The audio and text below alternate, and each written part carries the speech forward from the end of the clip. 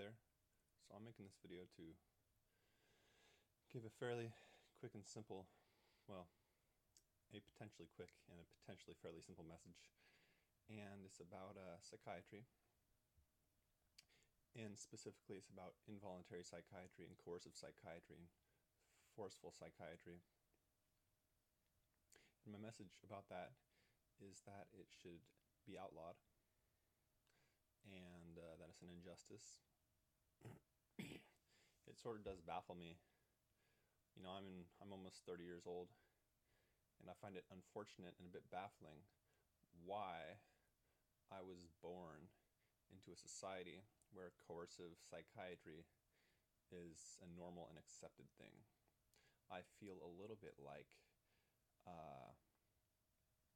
potentially like, if, back in the 1800s I was born in the South, maybe in 1835, if I was born in the southern United States and,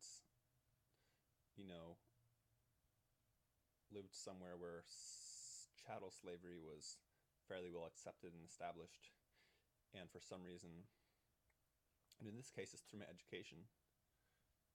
In this case, I was exposed to Thomas Szasz in my undergraduate education, and then also in my graduate education. I was exposed to Thomas Szasz, and I sort of took that and ran, and I went and read a lot of books that Thomas Szasz wrote on my own beyond what I had sort of seen and heard about in my schooling. So, again, I sort of feel like perhaps, or, the an analogy would be, if I was born in like 1830 in 1830 in the southern United States, and because maybe I was educated in the north, maybe I went to New York or Free State and got educated, and I come back and live at home and I see chattel slavery and I think, why did this happen? This is a human rights abuse.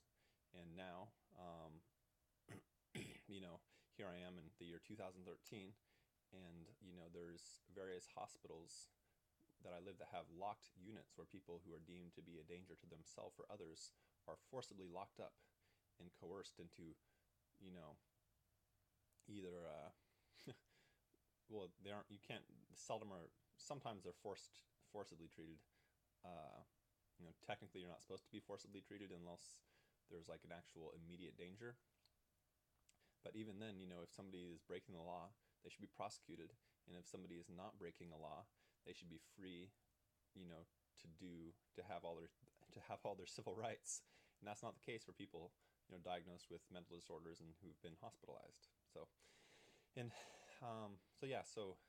I'm sort of comparing my current situation living in 2013 to, if I had grown up, in the 1800s where chattel slavery was practiced.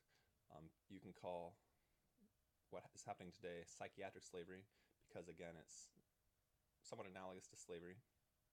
It's not a perfect analogy, but you can actually read a book on the topic called Psychiatric Slavery, written by Thomas Szasz. SZASZ is how you spell that name. You can look it up on various book-selling websites. And so anyway, I'm just making this video to say that's unfortunate. I wish things were different. Hopefully things will be different. A big reason why I don't want to have children is because if I have children, you can't totally outlaw suicide, but you can. Attempting suicide and failing is effectively illegal, because if you're found out, you'll get sent to a hospital ward and effectively imprisoned. And then also, it's effectively illegal to state that you have a desire. It's effectively illegal to say if you have a plans, mean, and intention of acting on those plans and relating to engaging in suicide. That's also effectively illegal, and I think that's wrong. And that's a big reason why I don't want to have children, because I don't want to have them currently, brought to brought to this earth where they are effectively trapped here. If they wanted to leave Earth for whatever reason, they could either try to, be an astronaut, or else they can, somebody can successfully engage in suicide. And I'm not advocating for suicide. Let me be clear on that.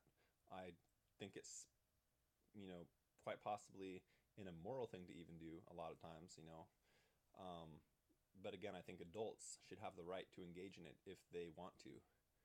We should try to persuade them not to, and I think that often means, trying to help them in peaceful and non-coercive ways. Yeah, so I'm not advocating for anybody to go hurt themselves. I'm just saying adults should have the right to if they can't be persuaded not to, and they shouldn't be forced into not engaging in it if they say they have a plan or try and fail to do it. So that's all I'm saying. And anyway, I hope you find this interesting and informative.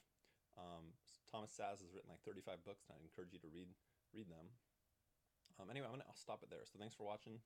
Please share this video with others, watch my other videos, visit my websites, and subscribe to this channel. Thank you.